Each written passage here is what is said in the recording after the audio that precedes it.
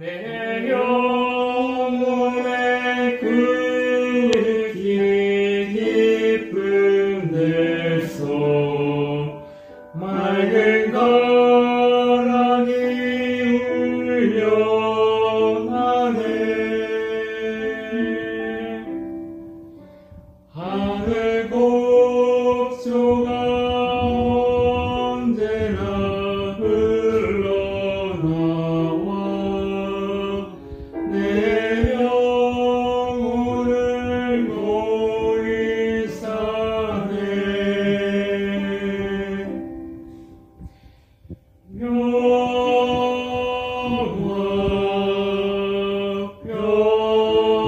평화로다 하늘 위에서 내려오네.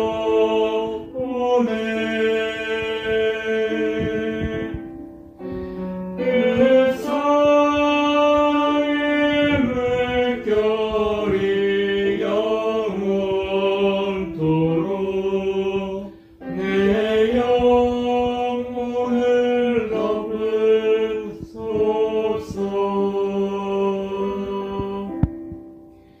이 땅 위에 험한 길 가는 동안 삶의 평화가 어디 있나. 우리 모두 다 예수를 친구 삼아 참 평화를 누리겠네.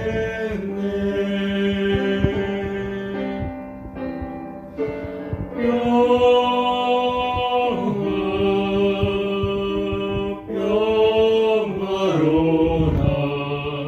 하늘 위에서 내려오네.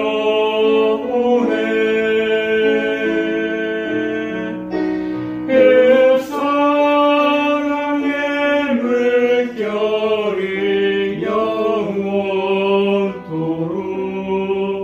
내 영혼을 덮으소서.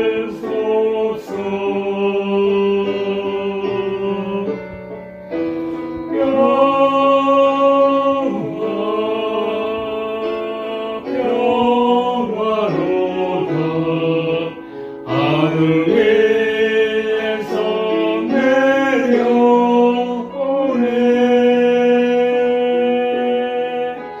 그 사랑의 물결이 영원토록 내 영혼을 덮으소서.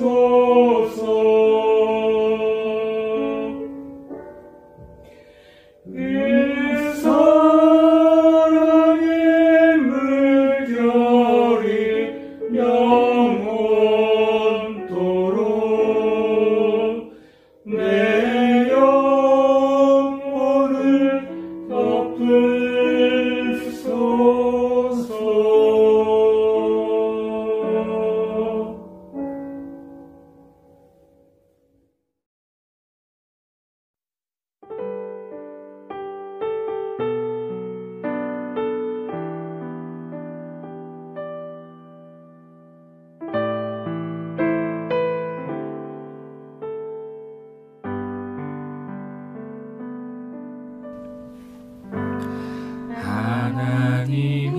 하나님이시여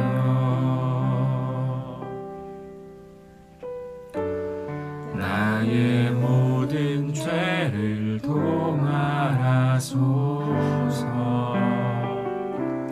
주의 자비를 쫓아 내 죄악을 깨끗이 씻기소서. 중심의 진실함을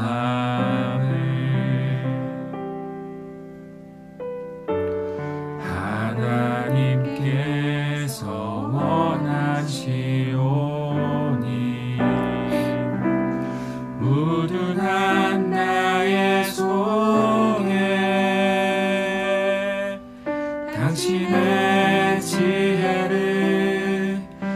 알게 하소서.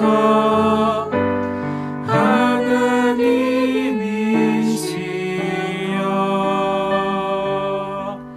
내 안에 정한 마음을 창조하시고 내 안에 정직한 영을 주사 새롭게 하옵소서.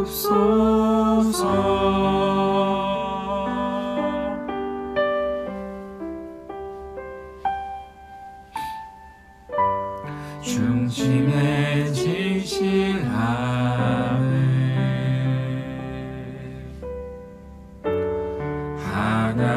하나님께서 원하시오니 우둔한 나의 속에 당신의 지혜를 알게 하소서. 하나님이시여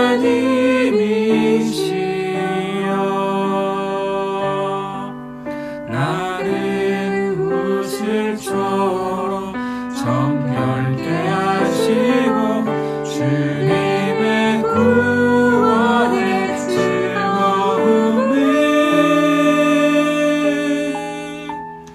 내게 회복시키소서.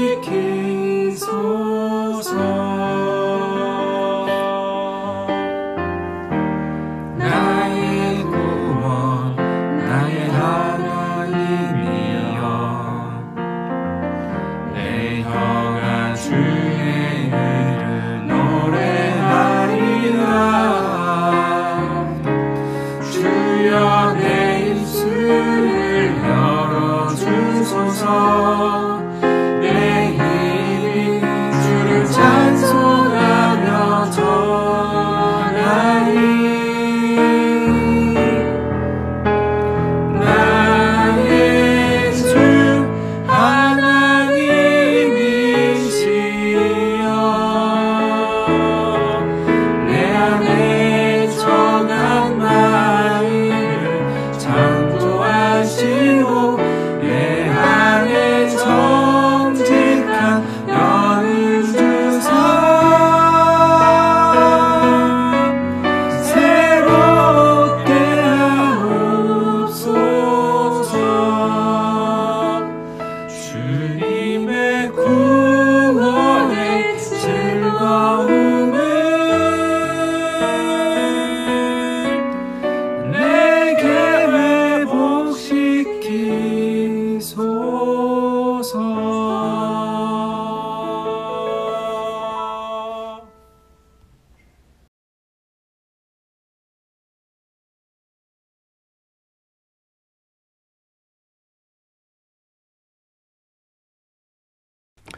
네, 한 주간 동안 잘 지내셨습니까?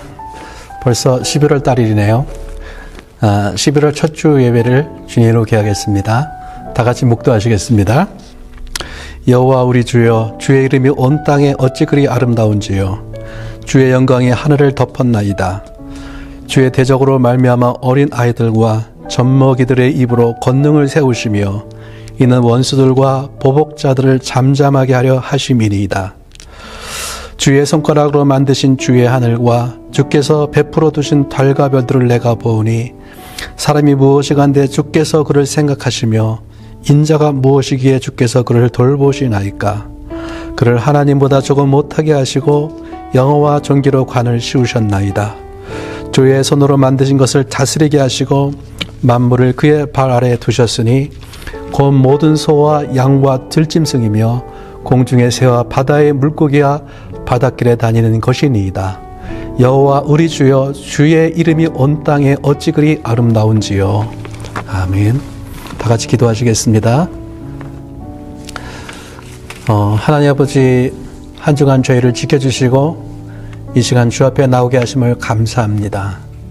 하나님, 이 시간에 우리가 주 앞에 마음을 다하여 예배하기를 원합니다. 주의 성령을 이 시간에 우리 가운데 보내주시옵소서. 성령께서 우리 마음과 심령을 만져주시고 우리가 온 마음을 다해서 하나님을 바라볼 수 있도록 좀 도와주시고 인도하여 주시옵소서.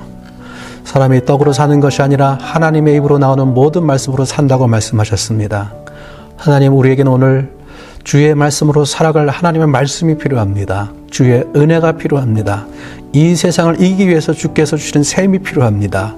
오늘 예배를 통해서 우리가 셈을 얻게 하시고 주의 성령으로 충만하게 하여 주시옵소서. 하나님, 우리 비식회 한인교회 성도들을 지켜주시옵소서.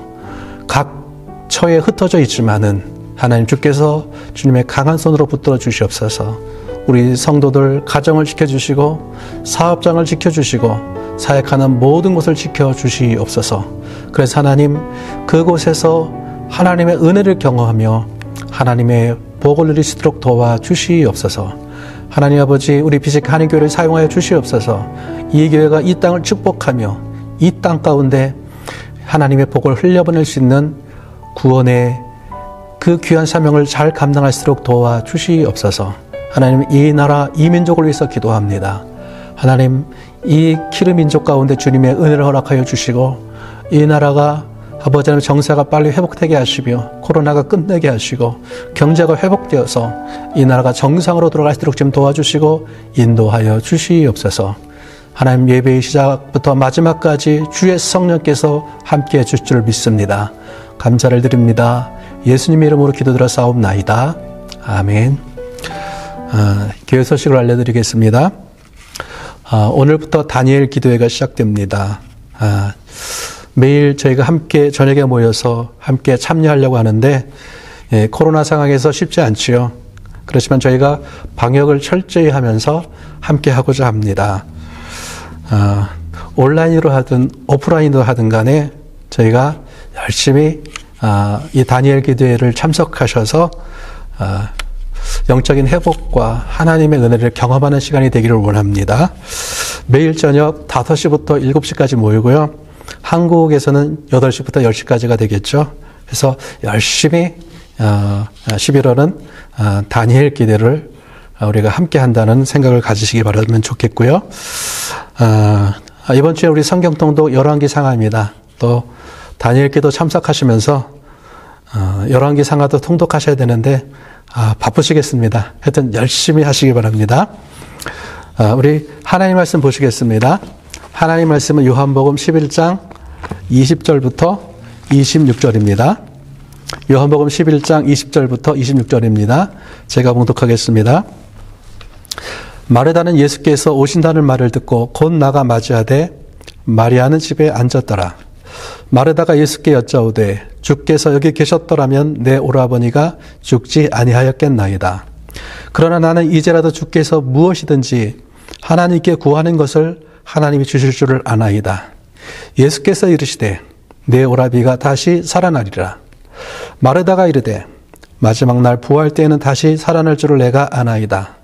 예수께서 이르시되 나는 부활이요 생명이니 나를 믿는 자는 죽어도 살겠고 무릇 살아서 나를 믿는 자는 영원히 죽지 아니하리니 이것을 내가 믿느냐. 지난주에 삼성그룹의 이건희 회장의 장례가 있었습니다. 많은 사람들이 한국 경제계의 큰 별이 세상을 떠났다고 아쉬워했습니다.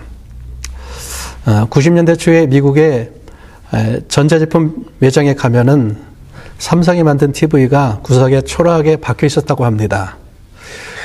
그러한 2류, 3류의 전자회사를 세계 초인류 회사로 만들었습니다.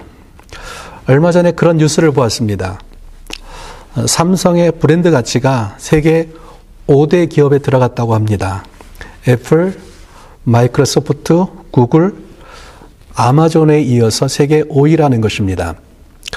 브랜드만 팔아도 600억 달러의 돈을 벌 수 있는 돈입니다. 삼성이 만든 휴대폰과 반도체는 세계 1위를 달리고 있습니다. 세계 어느 나라를 가봐도 삼성을 모르는 사람이 없습니다. 그러한 삼성그룹을 만든 사람이 이건희 회장입니다. 그의 죽음을 보면서 이것이 생각납니다. 라틴어로 메멘토 모리라는 말이 있습니다. 죽음을 기억하라는 말입니다. 이 말의 기원이 이렇습니다. 로마라는 나라가 제국으로 팽창하면서 수많은 전쟁을 하게 됩니다. 이때 전쟁에 승리한 장군들에게 개선식을 열어주었어요. 이 개선식은 승리한 장군에게 최고의 영광의 순간이었습니다. 4대의 말이 끄는 마차를 타고 수십만 명의 로마 시민들의 환호를 받으면서 개선식을 행합니다. 이런 대접을 받게 되면은 자신이 마치 신이 된 듯한 느낌을 받게 됩니다. 그런데 이 개선식의 장군이 탄 마차에는 가장 비천한 한 명의 노예가 같이 탑니다. 이 노예는 개선식이 진행되는 동안 계속해서 장군의 옆에서 메멘토 모리, 메멘토 모리라는 말을 하는 것입니다. 죽음을 기억하라는 것입니다. 당신은 죽을 수밖에 없는 존재다. 지금 이렇게 영광스러운 환호를 받는다고 하더라도 결국은 죽을 수밖에 없는 존재라는 것입니다. 그래서 자만하지 않게 하는 것입니다. 죽음을 기억하라. 이것이 인간의 실존인 것입니다. 로마 제국의 영광스러운 시대를 열었던 장군들도 다 죽었습니다. 한국 최고의 재벌로서 전 세계에 모르는 사람이 없는 회사를 만든 이건희 회장도 죽었습니다. 권력자도 죽습니다. 부자도 죽습니다. 가난한 자도 죽습니다. 모든 사람은 이 죽음의 길을 갈 수밖에 없는 것이지요. 그 사람이 어떤 사람이든지 간에 이 죽음을 피할 수가 없습니다. 우리 역시 마찬가지입니다. 그때가 언제인지는 모르지만 우리 역시 반드시 이 길을 갈 것입니다. 그런데 요한복음 11장에는 역사의 예외적 사건이 기록되어 있습니다. 나사로의 부활 사건이에요. 이 사건이 일어난 곳은 베다니입니다. 복음서에 보면 예수님께서 베다니에 가셔서 유하셨다는 말씀이 종종 나오고 있는 것을 보게 됩니다. 예루살렘에서 베다니까지는 한 5리쯤 된다고 말씀하고 있습니다. 그렇게 먼 거리가 아니에요. 낮에 예루살렘에서 말씀을 가르치셨던 예수님께서 저녁이 되면은 예루살렘을 나와서 베다니로 오셨습니다. 베다니에는 당시 나사로와 마르다와 마리아의 3남매가 살고 있었습니다. 아마도 예수님께서는 이 집에 묵으셨던 것 같습니다. 그리고 아침이 되면은 다시 예루살렘으로 들어가셔서 말씀을 가르치셨습니다. 이렇게 예수님과 이 3남매는 특별한 관계를 가지고 있었습니다. 그런데 어느 날 마르다와 마리아가 사람을 예수님께 보냅니다. 나사로가 병들었으니 빨리 와 달라는 것입니다. 이 얘기를 들은 예수님의 행동이 이상합니다. 그런 얘기를 들으면 빨리 가야만 하잖아요. 이곳 키르키즈에서 고국에 있는 가족을 위급하거나 돌아가셨다는 소식을 들으면 정신없이 비행기편을 알아봅니다. 빠르면 그날 즉시로, 늦어도 다음날 비행기편으로 한국으로 들어갑니다. 지금 예수님이 계신 곳은 요단 등편이에요. 그곳에서 예루살렘 인근의 베다니까지 가려면은요, 빨리 서둘러야만 합니다. 그런데 예수님께서 늑장을 부리십니다. 이틀을 더 유하세요. 일부러 그런 것입니다. 나사로가 죽기를 기다리신 것입니다. 이렇게 이틀을 더 유하신 예수님께서 여유롭게 나사로가 사는 베다니 마을로 들어오십니다.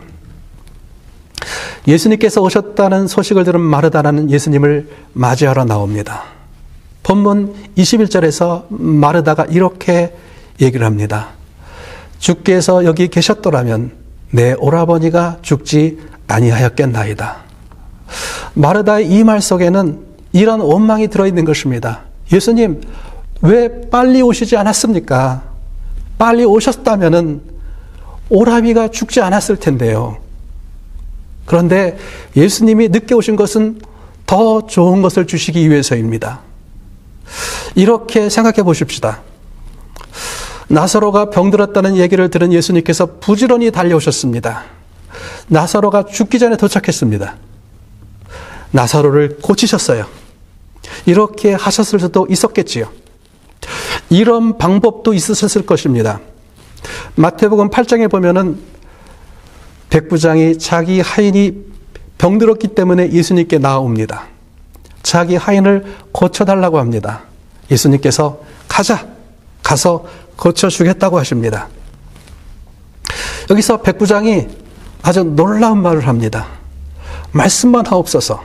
그러면 낫겠나이다. 예수님이 가실 필요가 없습니다. 말씀만 하시면 나을 것입니다. 라고 얘기하고 있는 것입니다. 그 믿음을 보시고 예수님께서 감탄하셨습니다. 가라. 내 믿음대로 될지어다. 그 즉시로 하인이 나았습니다. 비슷한 사건이 요한복음 4장에도 기록되어 있습니다. 왕의 신하의 아들이 병들어 죽게 되었습니다. 그가 예수님을 찾아옵니다. 예수님이 당시에 계셨던 곳은 갈릴리 가나입니다. 바로 가나의 혼인잔치가 있었던 그곳입니다. 아들이 있는 곳은 가버나움이에요. 병든 아들을 예수님이 있는 곳까지 데려올 수가 없는 것입니다. 예수님을 만난 신하가 간청합니다. 내 아이가 죽기 전에 와 주십시오. 빨리 같이 가달라는 것입니다. 이때 주님이 말씀하시죠. 가라. 내 아들이 살아있다. 그가 믿고 돌아가는데 가는 중에 집에서 오는 하인을 만나게 됩니다. 아이가 살아있습니다. 기쁜 소식을 전해줍니다. 아이가 낳게 된 시간을 물어보니 예수님이 말씀하신 그 시간이었습니다. 예수님께서는 나사로를 이렇게 고쳐주실 수도 있었을 것입니다. 마르다와 마리아가 보낸 사람이 예수님께 왔을 때 가라. 나사로가 살아있다. 그렇게 하실 수도 있습니다. 이렇게 고쳤던 저렇게 고쳤던 나사로를 고쳤다면 그것은 큰 기쁨일 것입니다. 치료자 예수님을 다시 한번 드러내는 사건이었을 것입니다. 그런데 예수님께서는 자신에 대해서 더 깊이 알리기를 원하셨습니다. 예수님이 진정 누구이신지를 알리기를 원하셨습니다. 그래서 일부러 나사로가 죽은 후에 오신 것입니다. 23절에 예수님께서 이렇게 말씀하십니다. 예수께서 이르시되 내 오라비가 다시 살아나리라. 마르다가 얘기합니다. 마지막 날 부활 때에는 다시 살 줄을 믿습니다. 이때 예수님께서 자신에 대해서 이렇게 선포하십니다. 나는 부활이요 생명이니 나를 믿는 자는 죽어도 살겠고 무릇 살아서 나를 믿는 자는 영원히 죽지 아니하리라. 나는 부활이요 생명이다라는 것은요, 예수님의 본질 자체가 부활이시고 생명이시다는 것입니다. 예수님께서는 죽으시고 3일 후에 부활하셨습니다. 이것은 미래에 일어날 일인 것이죠. 그런 미래적 사건이 아니라는 것입니다. 예수님은 본질 자체가 부활이시기 때문에 이것은 언제나 예수님 안에서는 현재적 사건이라는 것입니다. 이렇게 자신을 증언하신 후에 나사로의 무덤이 있는 곳으로 가십니다. 무덤을 막는 돌을 옮겨 놓으라고 하십니다. 그러자 마르다가 얘기를 해요. 주님, 죽은 지가 나흘이 지났습니다. 벌써 냄새가 납니다. 라고 얘기를 합니다. 시체가 썩어서 부패하기 시작했다는 것이에요. 가끔 그런 신문 보도를 볼 때가 있습니다. 사람이 죽어서 관 속에 집어넣었는데 관 속에서 두드린 소리가 나더라는 거예요. 그래서 관 뚜껑을 열어보니까 죽은 사람이 살아있더라. 그런 뉴스를 접할 때가 있습니다. 사복음서에 보면은요, 예수님께서 죽은 자를 살린 사건이 3번 나오고 있습니다. 첫 번째는 회당장 야이로의 딸을 살리신 사건입니다. 회당장이 예수님을 청해서 집에 도착했을 때 이미 딸이 죽어 있었습니다. 통곡 소리가 집에 가득했습니다. 예수님께서 잔다고 하십니다. 아이야, 일어나라. 이렇게 말씀하실 때 아이가 살아났습니다. 두 번째는 나인성 과부의 아들을 살리신 사건입니다.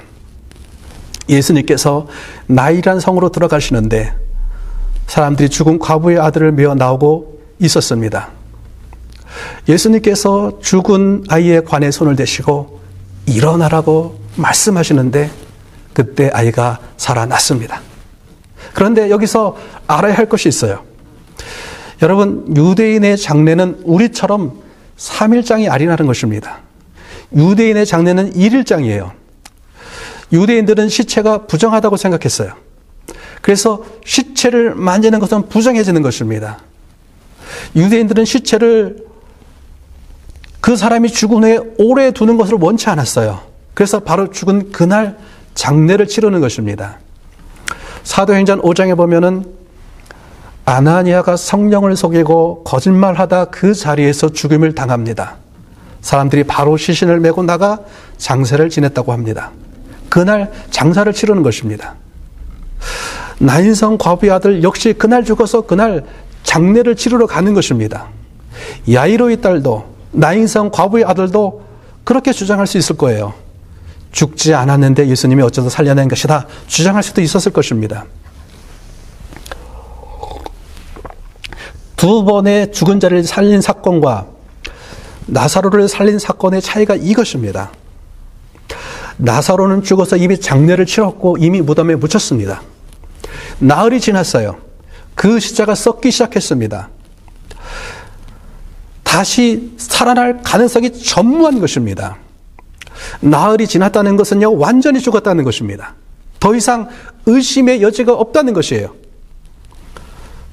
예수님이 사흘째 되는 날 부활하셨습니다. 유대인에게 3일이라는 것은 완전히 죽었다는 것입니다. 더 이상 어떤 기적 같은 일이 일어나서 살 수 있는 그런 것이 아니라는 것이에요. 다시 살아날 수 있는 것이 아닙니다. 바로 이때에 나사로가 죽은 지 나흘이 지난 이때에 예수님께서 무덤에 찾아오신 것입니다. 시신이 썩어가는 시점에 예수님께서 오신 것이에요. 무덤을 막은 돌을 옮겨놓게 하신 예수님께서 말씀하십니다. 나사로야 나오라, 이렇게 외치십니다. 그때 나사로가 배로 동인 채로 무덤에서 나오기 시작합니다. 어떤 분이 그런 얘기를 하세요. 예수님께서 나사로야 나오라 이렇게 말씀하셔서 다행이라고, 만일 죽은 자야 나오라 말했다면 엄청 쇼킹한 일이 일어났을 거라고 얘기를 합니다. 수많은 무덤들에서 죽은 자들이 살아나왔을 것이라고 얘기를 합니다. 어쨌든요, 예수님께서는 죽은 나사로를 살리셨습니다. 나사로를 살리신 사건은 하나의 표적적 사건인 것입니다. 나사로가 살아난 것을 보면서 아는 것입니다. 예수님께서 나는 부활이요 생명이라고 선언하셨습니다. 나사로의 부활 사건을 통해서 예수님께서는 증거하시는 것입니다. 이것은 사실이다. 이것은 진리다.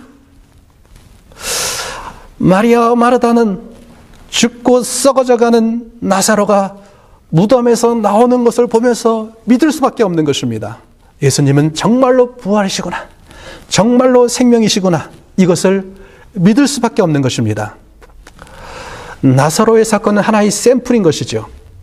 예수님이 생명이요 부활이신 것을 보여주는 하나의 샘플입니다.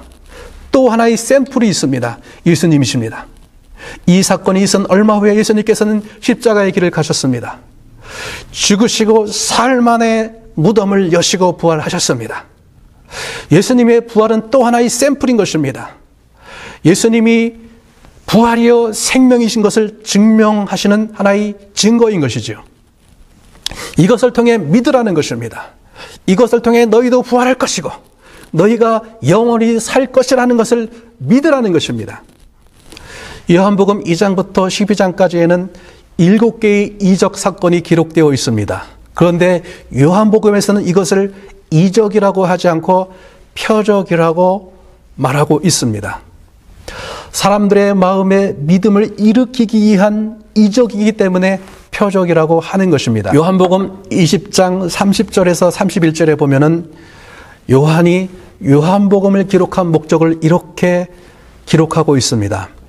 예수께서 제자들 앞에서 이 책에 기록되지 아니한 다른 표적도 많이 행하셨으나 오직 이것을 기록하면 너희로 예수께서 하나님의 아들 그리스도이심을 믿게 하려 하며 또 너희로 믿고 그 이름을 힘입어 생명을 얻게 하려 함이니라. 예수님께서 다른 표적도 많이 행하셨다고 말씀합니다. 그런데 7개의 표적을 선택해서 기록했다고 말씀하세요. 이것은 예수님이 하나님의 아들 그리스도이심을 믿게 하려는 것이고 믿어서 생명을 얻게 하려 함이라고 말씀합니다. 왜 요한이 나사로의 부활 사건을 기록했는가? 예수님이 부활이시요 생명이심을 믿게 하려는 것입니다. 이것을 통해 너도 부활할 것이고 영원히 살 것을 믿으라는 것입니다. 믿고 생명을 얻는 것입니다. 한번 생각해 보고 싶은 것이 있습니다. 부활한 나사로는 어땠을까요?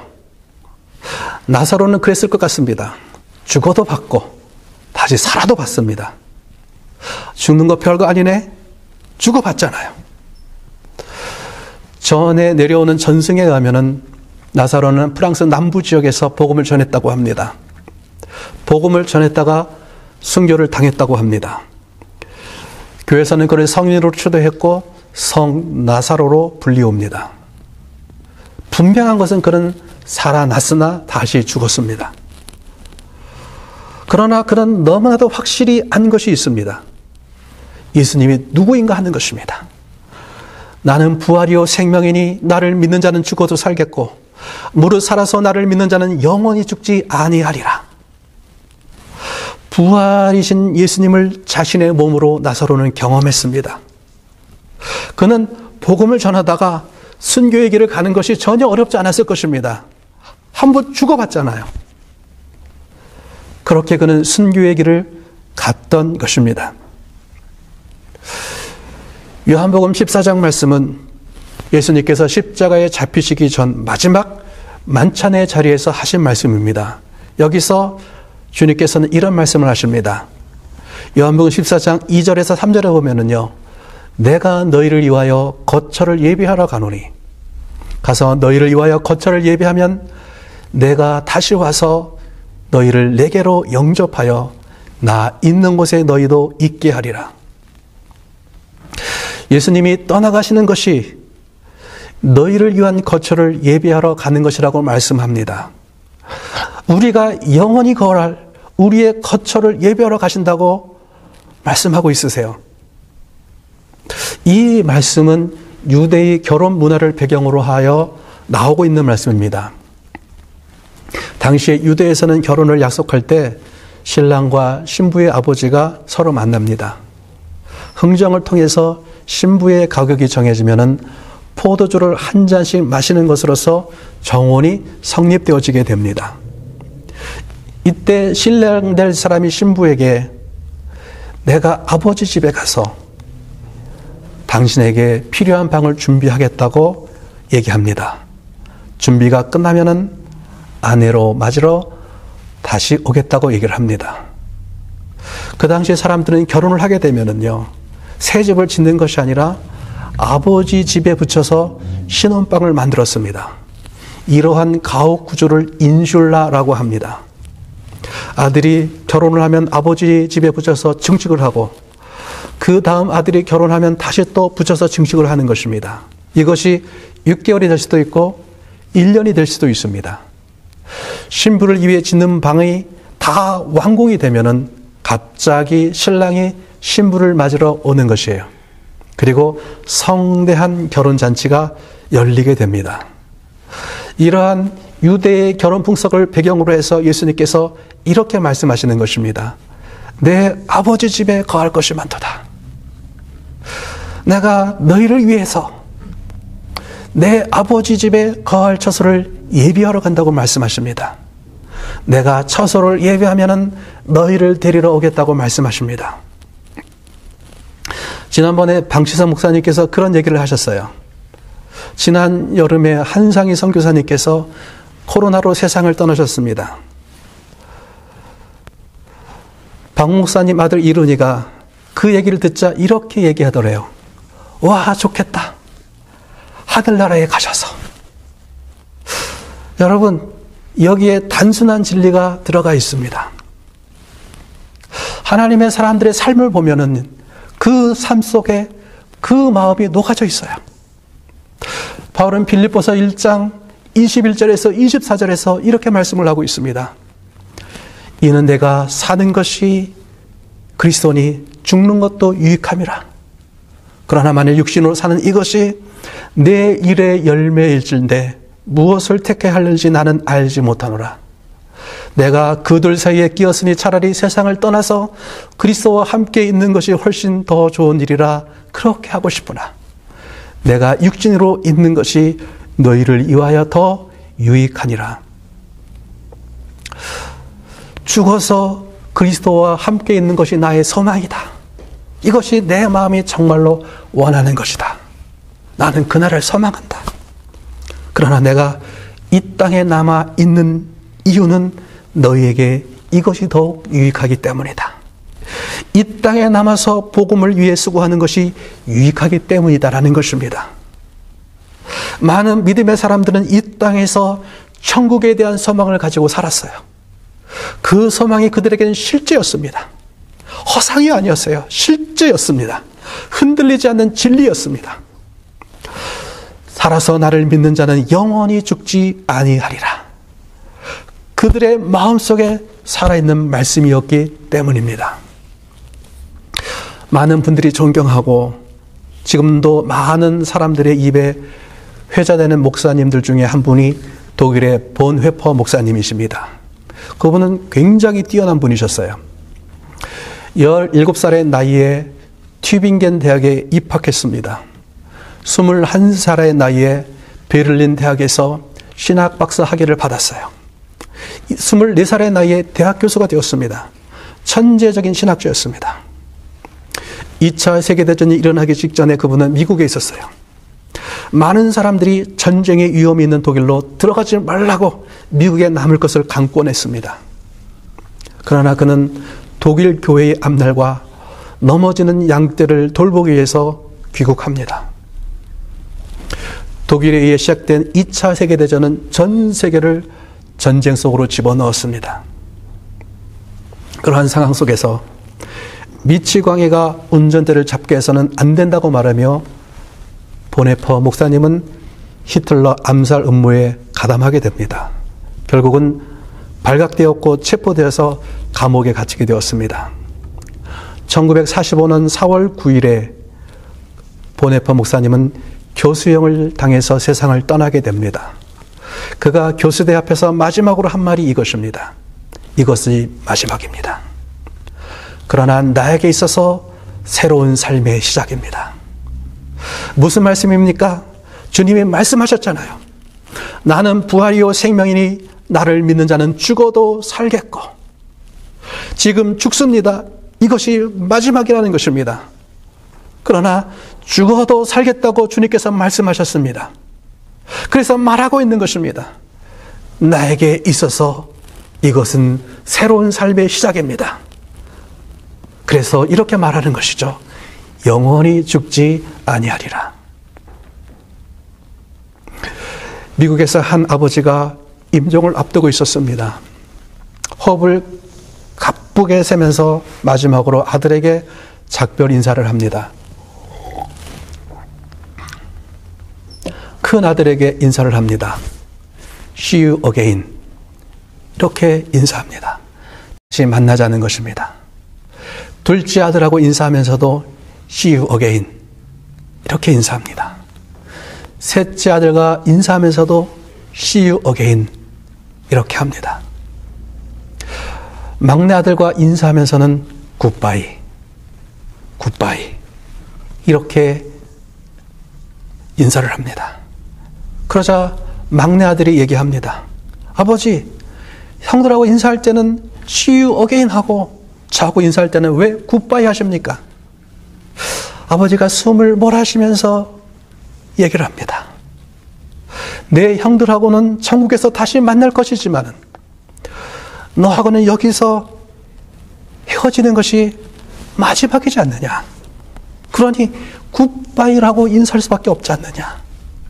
그동안 아버지가 그렇게 막내 아들에게 예수님을 소개하고 교회를 가자고 했는데 아들이 거부를 했었거든요. 아들이 얘기합니다. 아버지, 저도 예수 믿을게요. See you again 해주세요. 그러자 아버지가 그래. See you again. 아들도 얘기합니다. See you again. 이라고 얘기를 합니다.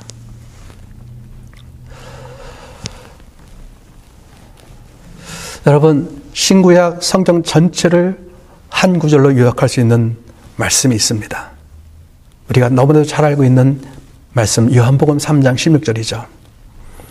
하나님이 세상을 이처럼 사랑하사 독생자를 주셨으니 이는 그를 믿는 자마다 멸망하지 않고 영생을 얻게 하려 하심이라. 믿는 자마다 멸망치 않고 영생을 얻게 하려 하십니다. 주님께서 말씀하셨죠. 나는 부활이요 생명이니.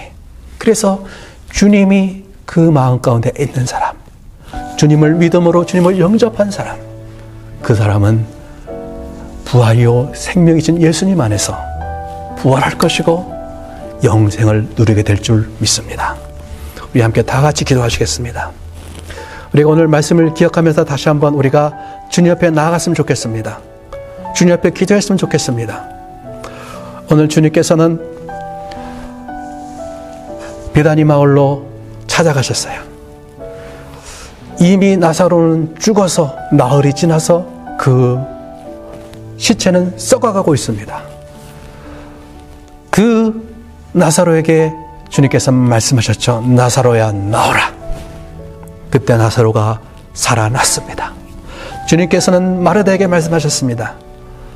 나는 부활이요 생명이다. 나를 믿는 자는 죽어도 살겠고 살아서 나를 믿는 자는 영원히 죽지 아니하리라. 여러분, 이것이 예수님을 영접하고 예수님을 믿는 사람에게 주신 하나님의 생명인 것입니다. 그래서 믿는 자는 죽어도 사는 것입니다. 죽지만은 그에게 새로운 삶이 기다리고 있는 것입니다. 때문에 그는 영원히 죽지 않는 것입니다. 여러분, 이 믿음, 이 하늘에 대한 소망을 진정한 하나님의 사람들은 이 땅에 살아갈 때 항상 그것이 실제였습니다. 그 소망을 가지고 이 땅에 살아갔습니다. 여러분, 나의 삶은 어떻습니까? 나는 지금 죽는다면 주님께 갈 수 있습니까?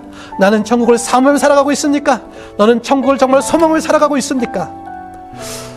여러분, 우리가 정말로 이 믿음을 소유하고 천국을 소망하며 살아가기를 원합니다. 하나님, 나의 안에 이 믿음을 실자가 되게 하여 주시옵시고 내게 영원한 생명을 가진 사람으로서 살아갈수록 좀 도와주시옵소서. 우리 간절한 마음으로 기도하기를 원합니다. 다 같이 기도하시겠습니다. 하나님 아버지, 이 시간에 기도합니다. 우리 하나님의 백성들, 우리 비식객 한인교회 성도들에게 주께서 함께 하시고 역사하여 주시옵소서. 주께서 말씀하셨습니다. 나는 부활이요 생명이다. 주님은 부활이시고 생명이십니다. 그래서 예수님을 영접한 사람들, 예수님을 믿는 모든 사람들은 부활이요 생명이신 예수님만에서 영원한 생명을 가지게 되는 것입니다.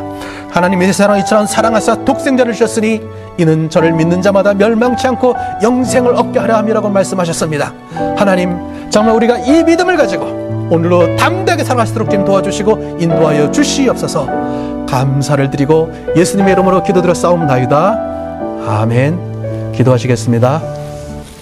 지금은 우리 주 예수 그리스도의 은혜와 아버지 하나님의 크신 사랑과 성령의 임재, 동행, 교통하심이 우리 모든 비식객 한인교회 성도들 가운데, 그리고 이 땅 기립기지에 있는 교회와 성도들 가운데 지금부터 영원까지 함께 하실 것을 간절히 축원하옵나이다. 아멘.